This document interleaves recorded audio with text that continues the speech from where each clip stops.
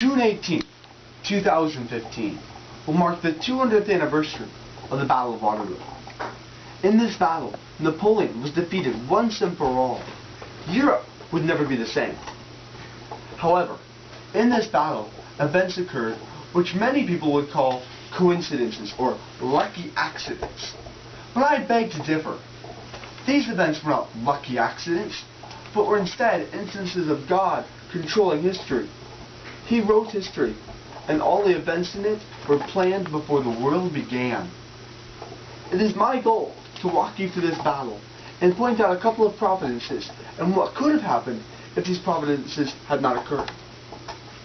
Waterloo was fought between the German, British, and French armies, the Germans and French being allies. Napoleon took his army and marched towards the British and Germans, separating them. He had to keep them separate at all costs. His tactic was to separate his enemies, then battle and destroy their armies individually.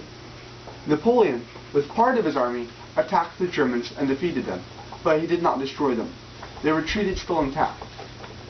The rest of the French army marched towards the British, but was slow in attacking them, allowing them to escape. This slowness was uncharacteristic of the French.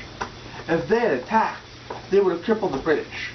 Then they could have gone and helped Napoleon destroy the Germans. After destroying the Germans, the French could then have gone and swept up the British army, winning the battle. If the French had won the battle, Napoleon might have taken over all of Europe. However, because the French were slow in attacking, the British escaped. Napoleon followed them to Waterloo. Napoleon sent part of his army under General Grouchy to follow the Germans and attack the town where they were, hoping that Grouchy would keep them occupied and not let the Germans come and help the British, which they had promised they would do. The next morning at Waterloo, Napoleon attacked the British. His attacks were successful, and it looked like the British would be defeated if the Germans did not come in time. However, while this was going on, the Germans left some of their men in the town, and the rest marched towards Waterloo. A French officer had suggested to Grouchy that they march to Waterloo, where sounds of fighting were coming from. But Grouchy stated that he needed to obey Napoleon, and he continued to attack the town. If Grouchy had heeded the voice of the officer and marched to Waterloo, he would have stopped the Germans from reaching Waterloo, enabling Napoleon to destroy the British. If Napoleon had destroyed the British, he could have then gone and helped Grouchy, and they would have decimated the German army. If they had annihilated the German army, they would have won the battle, and Napoleon might have gone on to be the Emperor of Europe. However, because Grouchy did not listen to the officer, he continued to attack the town, and the German army marched frantically to Waterloo. Once the Germans arrived and joined with the British, they swept the French army off the field.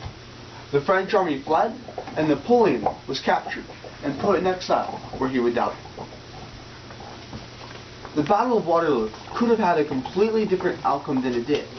However, God had other plans, and because of that, we live in the world we do today, rather than with a militant French dictatorship over Europe.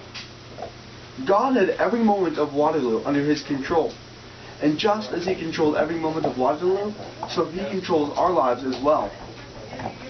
We can trust our great God, knowing that he works out every moment of our lives, just as he worked out every moment of Waterloo. Thank you for listening.